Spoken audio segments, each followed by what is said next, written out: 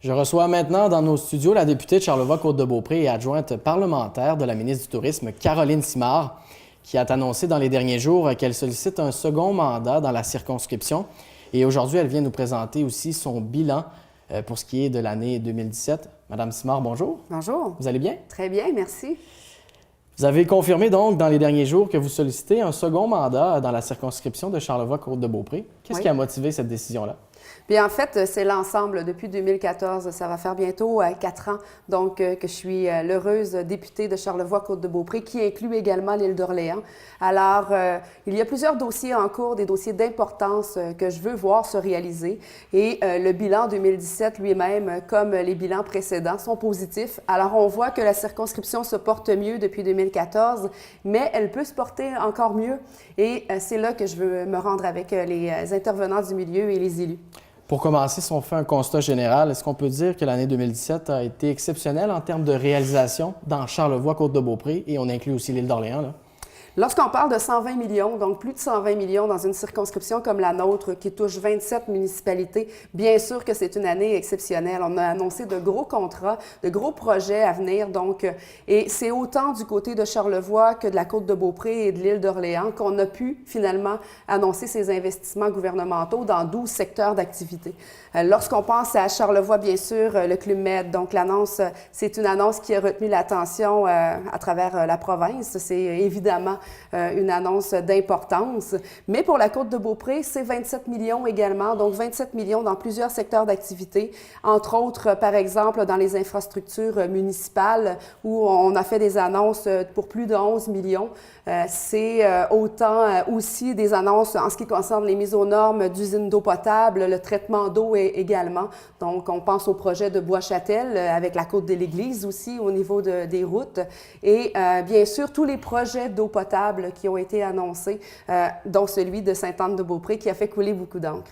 Et il y a combien de municipalités qui sont touchées justement par cette annonce-là? Parce que vous avez dit Sainte-Anne-de-Beaupré avec leur usine d'eau potable, mais je pense qu'il y a d'autres municipalités aussi de la Côte-de-Beaupré, de l'île d'Orléans, qui vont bénéficier de cette enveloppe-là. En fait, il y a Saint-Pierre à l'île d'Orléans. Les autres sont Bois-Châtel, l'Ange-Gardien, Sainte-Anne-de-Beaupré, Beaupré et Saint-Joachim. Et en résumé, est-ce que vous êtes satisfaite? Est-ce qu'on peut dire que vous êtes satisfaite de la progression justement des dossiers sur la Côte-de-Beaupré et à l'île d'Orléans, là? Je suis satisfaite de la collaboration que j'ai avec les intervenants du milieu, entre autres Développement Côte-de-Beaupré qui fait un travail exceptionnel autant auprès de la communauté d'affaires que des citoyens. Donc, il y a une belle proactivité sur la côte en ce moment et c'est vraiment positif d'en faire partie. Alors, je suis satisfaite de l'évolution des dossiers, mais il y a certains dossiers comme le Quai Sainte-Anne, par exemple, qui pour moi doit passer à une étape prochaine. Donc, et je veux m'assurer justement du développement de ce dossier-là. Il y a la destination Mont-Sainte-Anne en 2018 également, sur lequel on a travaillé en 2017. J'ai fait partie donc de la mise sur pied de l'initiative Destination Mont-Sainte-Anne et c'est un projet que l'on doit voir aussi cheminer en 2018. Dans l'ensemble, 2017 a permis la réalisation de plusieurs projets. Je vous dis autant en tourisme qu'en éducation, où on a annoncé plus de 500 000, entre autres avec l'annonce du financement pour le Collège des Hauts-Sommets, qui constitue le plus gros, le plus important financement que le Collège a eu de son histoire et qui était nécessaire pour assurer la pérennité donc de l'établissement. Sinon, on a senti aussi beaucoup d'effervescence chez nos voisins de Charlevoix. J'imagine que vous êtes particulièrement fiers du bilan que vous dressez là, de l'année 2017 là-bas. Bien, certainement, on a parlé tantôt du Club Med. Il y a aussi l'électrification des Hautes-Gorges dans Charlevoix qui a été annoncé, un projet de 9,2 millions qui va permettre finalement d'assurer la viabilité du parc sur une période de 12 mois.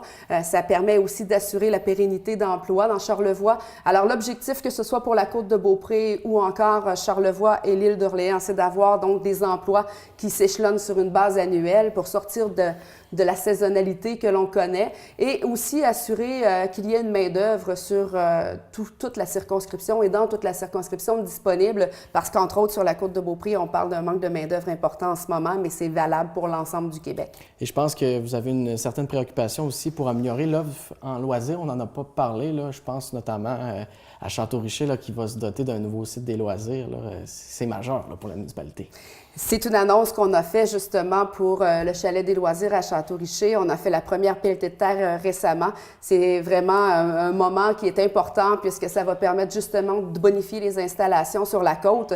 En 2018, on essaie maintenant d'améliorer davantage encore ces installations avec justement les projets piscines, avec le terrain de soccer synthétique qui est appuyé également par les gens de l'île d'Orléans.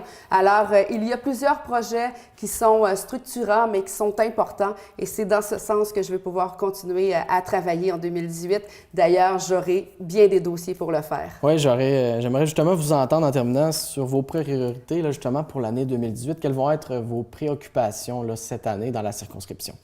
Préoccupation, c'est toujours de dynamiser donc et de diversifier l'offre économique, qu'elle ne soit pas uniquement touristique, par exemple, du côté de Charlevoix, parce que souvent Charlevoix se démarque par son volet tourisme. Du côté de la Côte-de-Beaupré, bien évidemment, le développement de la destination Mont-Sainte-Anne, que ce soit le centre des congrès avec le château Mont-Sainte-Anne, c'est extrêmement important. On veut faire en sorte que la destination de la Côte-de-Beaupré ne soit pas passante, mais que les gens s'arrêtent à nouveau comme on l'a déjà fait dans le passé. Moi, j'emprunte le boulevard Sainte-Anne depuis que je suis née, ou presque, parce que je suis native donc de Charlevoix. Et vraiment, il faut voir il y a énormément à offrir sur la côte de Beaupré et que les attraits sont intéressants, donc suffisamment intéressants pour séjourner, s'arrêter et prendre le temps, d'autant plus que la communauté justement d'affaires offre une multitude de services et qu'elle est authentique. Et on a parlé de la côte de Beaupré. Sur l'île d'Orléans, j'imagine que les dossiers du plan de conservation et aussi le dossier qui chemine du pont de l'île d'Orléans vont faire partie de vos priorités en 2018. Exactement. Le dossier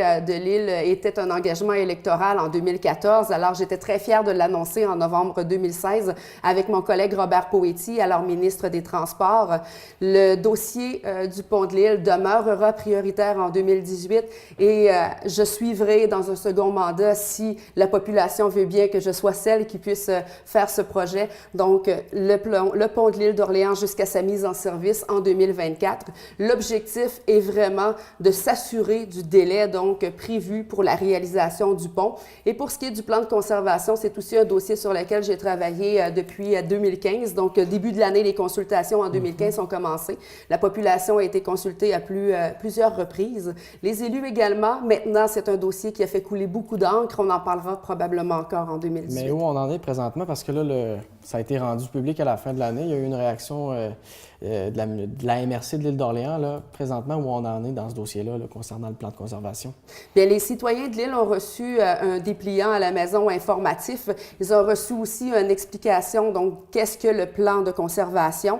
Maintenant, ça veut donc dire que le plan de conservation, il a été déposé.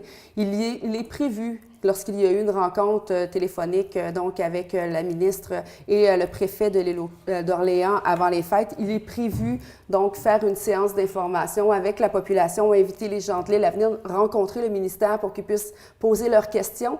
Maintenant, j'ai plusieurs dossiers de citoyens qui sont sur mon bureau et de citoyens que j'accompagne personnellement pour que la réalisation de leur projet se fasse et qu'ils puissent obtenir des permis, etc. Il faut se soucier des délais en ce qui concerne le ministère de la Culture et je suis là pour appuyer les gens de l'île à 100 %. Madame Simard, merci beaucoup d'avoir effectué un beau survol de l'année 2017 comme ça avec nous. Merci beaucoup. J'en profite pour vous souhaiter bonne année. Merci beaucoup à vous aussi.